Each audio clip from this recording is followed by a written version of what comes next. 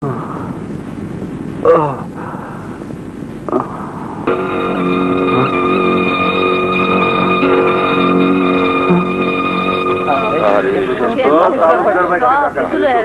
চলেন চলেন আরে সবুরটা বাবা সবুর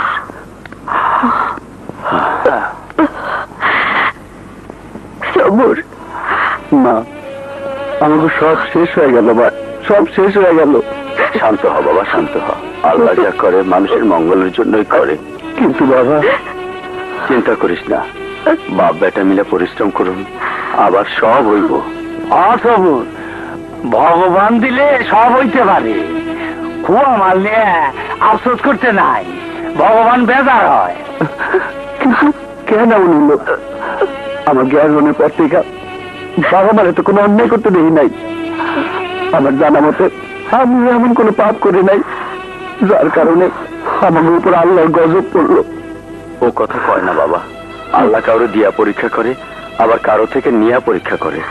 হ্যাঁ বাবা, বৌমার কাছে একটা চিঠি পাঠা।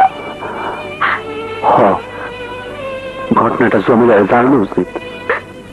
বাজান, এই শাড়িটা কি মায়ের জন্য আনছো? শাড়িটা তোর পছন্দ হয়েছে? হ্যাঁ বাজান, তোর মায়ের জন্য কিন্তু আরেকটা শাড়ি নেবে। পছন্দ হলে তুই পর, যা যা পর। কথা ছিল জমিলার বিয়ের পরেই আমাকে তুমি ঘরে তুলে নেবে। আর কিছুদিন অপেক্ষা করো, আমার চাকরিটা হলেই। অপেক্ষার অন্ধকার দূর করে ভালোবাসার আলোতেই তোমার আমার জীবন আনন্দময় করে তুলবো। হ্যাঁ সোনালি, তোমাকে আমি সাজাবো একান্ত আপন করে। আমার মনের ফুলদানিতে তুমি থাকবে গোলাপ হয়ে। মালিক, তুমি আমাকে এত ভালোবাসো? ভালোবাসার রং নেই, ওজন নেই, তাই তোমাকে কোনো কিছু দেখিয়ে বা দাড়িপাল্লা দিয়ে মেপে বোঝাতে পারবো না। তবে তুমি মিশে আছো আমার প্রশ্বাসে। মালিক। সোনালি, বেলা পড়ে যাচ্ছে, চলো চলো। বাড়ি থেকে আছেন? চাচা, চাচা আপনি কেমন আছেন? আমার শ্বশুর শাশুড়ি কেমন আছে? চিঠিতে সব লেখা আছে।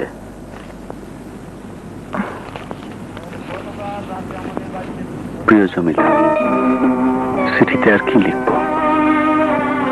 আমার লেখার ভাষা নাই। গত রাতে আমার বাড়িতে এক ডাকাতি হয়েছে। ডাকাতরা সহায় সম্বল টাকা পয়সা যা ছিল সবকিছু নিয়ে গেছে। চিঠি পাওয়া মাত্রই তুমি সপ্তর চলে আসবে। এটি তোমার সবুর।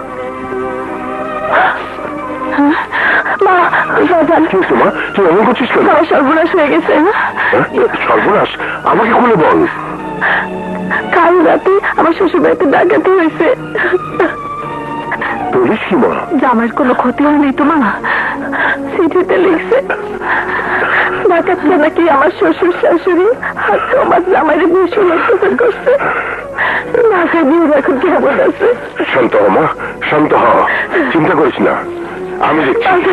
আরে আমি অবসরপ্রাপ্ত পুলিশ অফিসার, আমার নাম শুনলে চোর ডাকাত খুনিরা থরথর করে কাঁপতো। আর আমার মেয়ের বাড়িতে ডাকাতি? খালেক, খালেক বাবা, খবর লাগা, তন্ন তন্ন করে খুঁজে দেখ কারা ডাকাতি করেছে আমার মেয়ের বাড়িতে। তুমি কোনো চিন্তা করো না বাবা, আমার বোনের বাড়িতে ডাকাতি? যারা এই কাজ করেছে তারা পৃথিবীর যেখানে পালিয়ে থাকুক না কেন, আমি তাদেরকে খুঁজে বের করে আমার বোন জামাইয়ের উপর অত্যাচারের প্রতিশোধ দিয়ে প্রমাণ করে দেব আমি যোগ্য পিতার যোগ্য সন্তান। কাঁদিস না মা, কাঁদিস না। আরে তোর চোখে এক ফোঁটা পানি যে আমার বুকে আগুনের ফুলকির মতো জ্বলে। আমি আজই পাবনা দেব। এত উতলা হোস না মা, তুই বরং এক কাজ কর, আমার অসুস্থতার কথা বলে সবুরকে আসতে চিঠি লিখে দে। ঠিক আছে মা, চল মা, চলো।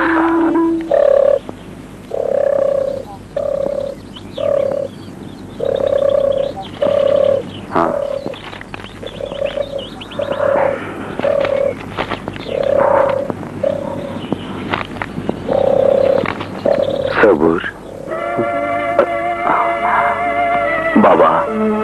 এইভাবে ভাঙ্গা বললে কি চলবে?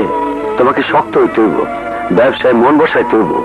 কিন্তু বাবা, কিভাবে ব্যবসা করুন? নগদ যা ছিল সবই তো নিয়ে গেছে। কি করে তার চালামো? কি করে ব্যাপারী গোমাল দেব?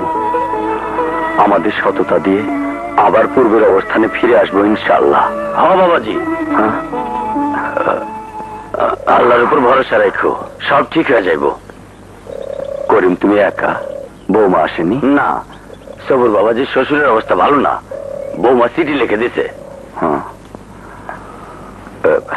করিম মিয়া চল। হ্যাঁ চলেন।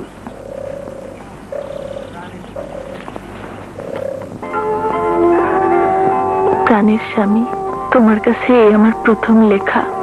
যে লেখা লিখতে এসেছিলাম আনন্দিত মনে, সেই লেখা লিখতে হইল। আমার দুই নয়নের তপ্ত জলে। পত্রে তোমার দুঃসংবাদ শুনে খুব কষ্ট পেয়েছি। জানি না কেন এমন হইল। আমি তোমার ঘরে আসতে না আসতেই কেন এমন ঝড়ে সুখের সংসারে দুঃখের আগুন জ্বলল। পত্রে তুমি আমাকে যেতে বলেছিলে, কিন্তু তোমার দুঃসংবাদে বাবা অসুস্থ হয়ে পড়ে। সম্ভব হলে তুমি চলে এসো। আব্বা আম্মাকে আমার সালাম দিও। ইতি, তোমার সেবাদাসী জমিলা সুন্দরী।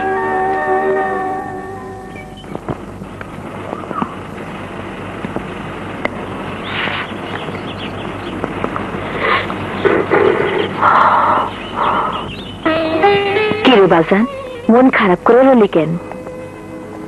মা, বিপদ যখন আসে চারদিক থেকে আসে। কি কস বাজান? আবার কি হইল? আমার ঘটনা শুই না, আমার শ্বশুর আব্বা নাকি ভীষণ অসুস্থ হয়ে পড়ছে। তাই করিম চাচার কাছে চিঠি দিয়েছে আমার যাওয়ার জন্য। অসুস্থ হওয়ারই কথা। তুই দেরি না কইরা আজই রওনা হ। কিন্তু কোনো কিন্তু না বাজান, তোর শ্বশুরে দেখা বৌমারি নিয়ে আয়। ঠিক আছে মা, আমি আজ রওনা দিতেছি।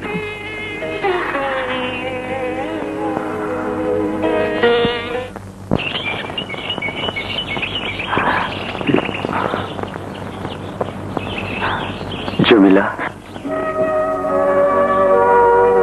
ছোট ভাইজান।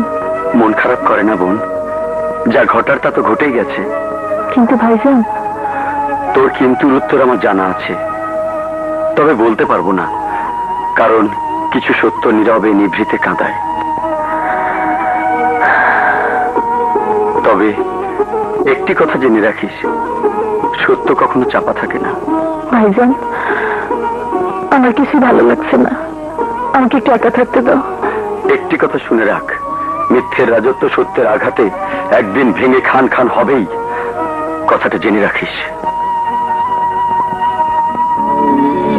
ছোট ভাইজানের কথার মধ্যে কি যেন ইঙ্গিত পাওয়া যায়। তবে কি ছোট ভাইজান? জমিলা,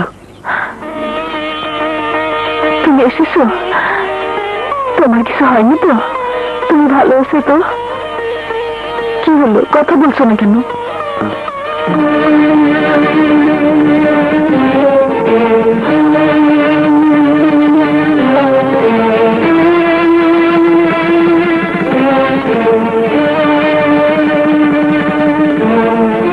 কি ব্যাপার, অমন করে কি দেখছো? আসার সময় তুমি কি বাড়ি থেকে শাড়িটা নিয়ে এসেছো? কই না তো। তাহলে তোমার পরনে এই শাড়ি? এই শাড়ি? এই শাড়ি কেন? এই শাড়ি বাজার মার জন্য আনছিল। মনে করে দেখো, তুমি আনতেও তো পারো। কি বলছো তুমি? বাড়ি থেকে শাড়ি আনলে আমি মিথ্যা বলবো কেন? কিন্তু তোমার পরনের শাড়ি তো আমার তাঁতের শাড়ি। হতে পারে, তোমার তাঁতের শাড়ি তো বাংলাদেশের সব জায়গায় বিক্রি হয়। হয়, তবে এই ডিজাইনের শাড়ি তো আমি বাজার জাতি করিনি। তোমার ডিজাইনের মতো ডিজাইন কি অন্য তাঁতিরা করতে পারে না? পারে, তবে আমার সিলমার্ক তো থাকতে পারে না, আমার ছবি একটা স্টিকার তো থাকতে পারে না। কি বলছো তুমি? তোমার শাড়ির আঁচলের দিকে তাকাও, তাকাও।